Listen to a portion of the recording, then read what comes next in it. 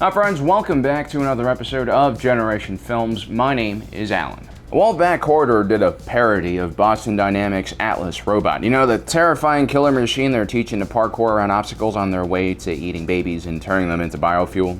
Now, in the parody version of this video, a bunch of scientists are trying to knock over the robot in very mean ways, with like hockey sticks and breaking bottles over the back of its head. Everything looks pretty real, and if you didn't notice the knockoff Boston Dynamics label on the bottom right corner, you would have no clue that we were watching a guy in a motion cap suit with VFX layers on him.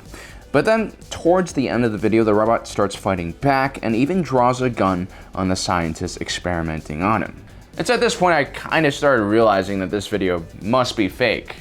When a robot starts acting autonomously or human-like and in their own interests, I get suspicious, especially because we know there are no true general AI platforms out. Yet. I hope. And because of that, I also know that all the behaviors we see in machines must be carefully programmed into them by engineers. And so then there's a disconnect and a failure in the illusion we're watching.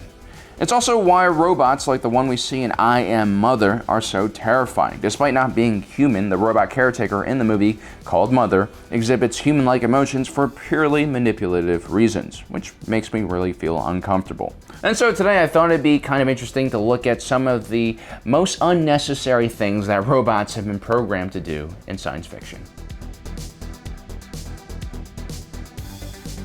Weyland-Yutani designed the androids Walter 1 and David 8 to look and feel and act just like human beings. This meant that these androids knew how to process human emotions and behaviors so that they could understand us and at the same time exhibit human emotions to get exactly what they want. Oftentimes that just means a successful mission and a very efficient crew. But it's still pretty creepy, so David 8 and Walter 1 were programmed to do some pretty unnecessary things. In Prometheus, when venturing out onto the surface of a planet with a toxic atmosphere, David 8 dons a pressure suit in order to make everyone else around him feel comfortable. I guess it would be kind of weird seeing David fly around in vacuum without a suit or walking around on a planet with toxic gases without a suit.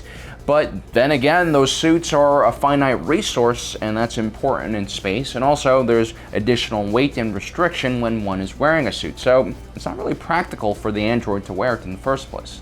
Then in Covenant, after a crew member dies in a stasis pod fire, Walter 1 joins the crew in toasting the deceased. The only problem is Walter most likely does not have a digestive system, so in this case he's just pouring liquid into his highly advanced robot body. Now, I'm pretty sure it's safe for him to do this. Walter 1 is not an idiot after all, but why go to such extreme lengths to please the crew, especially when it will be very inconvenient to remove that liquid from your stomach? I'm guessing he's gonna have to, pull the trigger or something. It should be noted that in the original Alien, Ash, the android on board, did drink a white liquid that looked eerily similar to the fluid that leaked out of him later on when he's destroyed. The Separatist Alliance in Star Wars are known for fielding massive armies of cheap and poorly built droids who oftentimes are so ineffective it can serve as comical relief. During the pivotal battle in Star Wars Episode 2, Attack of the Sand, the heroic Jedi are completely overwhelmed in a giant death arena full of all sorts of Separatist battle droids. The Jedi are outnumbered and things look pretty grim.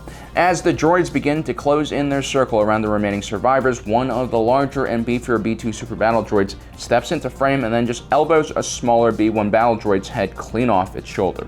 Upon closer inspection of the footage, it doesn't even look like the B1 battle droid is in the B2 battle droid's way. It's almost as if the larger droid senses weakness and is disgusted by its presence. Again, it's an interesting characteristic to give a droid, but ultimately, why program your droids to attack and destroy one another? Seems like a poor strategy in the long run. But then again, it could be just a brilliant way to have your products destroy each other so your consumer has to buy more. Now fast forward a few years to the Imperial era and most of the Separatist droid army is deactivated. And now all that remains are a few forgotten supply bases in the Outer Rim with ancient garrisons still awaiting further orders. An Imperial patrol stumbles across one of these garrisons and are greeted by a squad of B1 battle droids. The stormtroopers quickly open fire on the Chappie clankers and take down two of them, causing the third droid to run in circles, screaming with his hands in the air. One of the best parts of having a droid army is that machines don't feel fear or regret, making them kind of the perfect killing machines. So what is the point of giving fear and emotions to those clankers? Self-preservation, yes.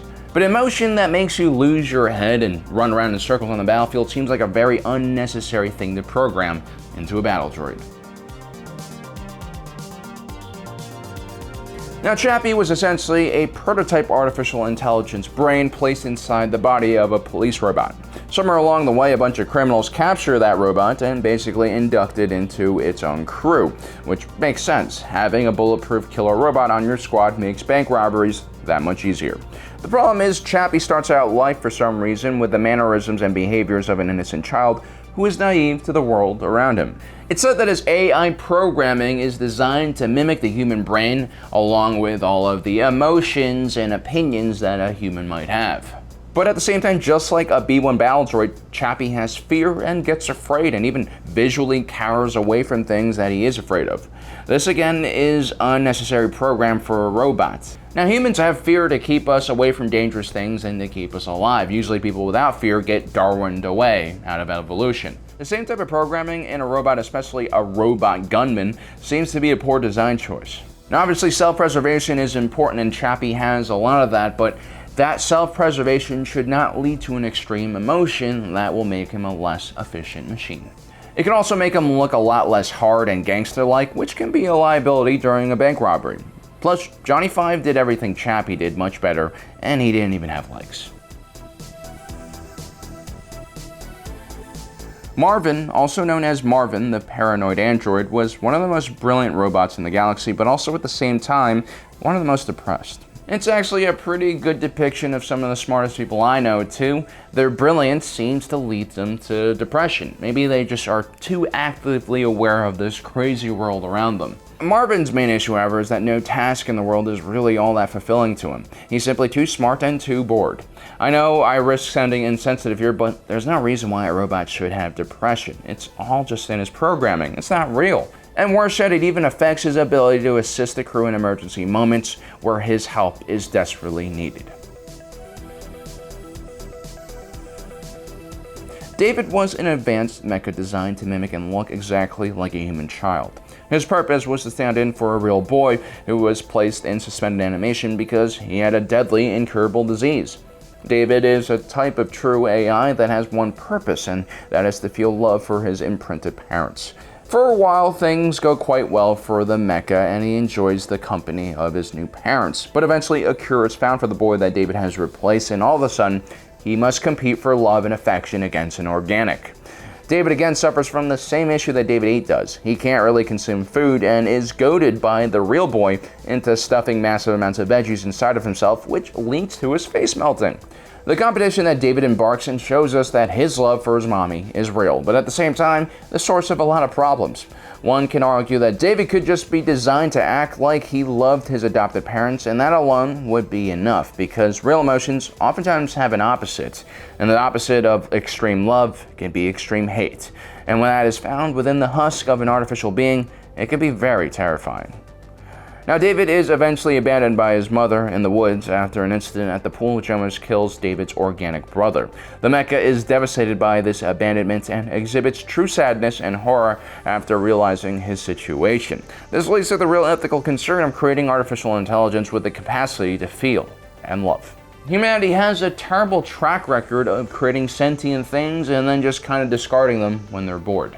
One of these times, that love that an abandoned mecha used to feel will eventually turn into hatred, and that hatred will be driven towards the entirety of humanity. So, as you can see, it's probably not a good idea to give too many human-like qualities to an artificial intelligence robot because, humanity hasn't even figured out what consciousness is exactly. So until we do, let's create a separation and make the metal men look like metal men.